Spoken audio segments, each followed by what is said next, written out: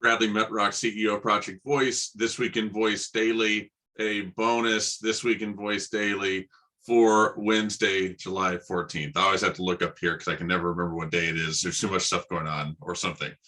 So quick video here talking about Apple lossless audio. I'm going to show you this.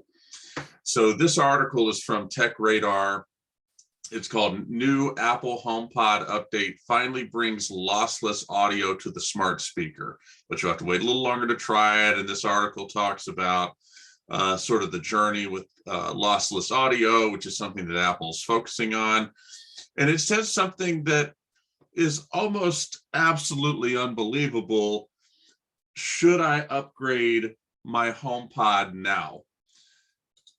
Should I upgrade my HomePod now? You want to talk about words we never thought we'd hear someone say, should I upgrade my HomePod now?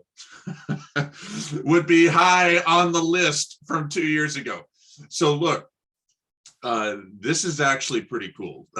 Apple is realizing they're behind a little bit with Siri. They're playing catch up and they're figuring out savvy ways to attack the market that are differentiated, that are unique.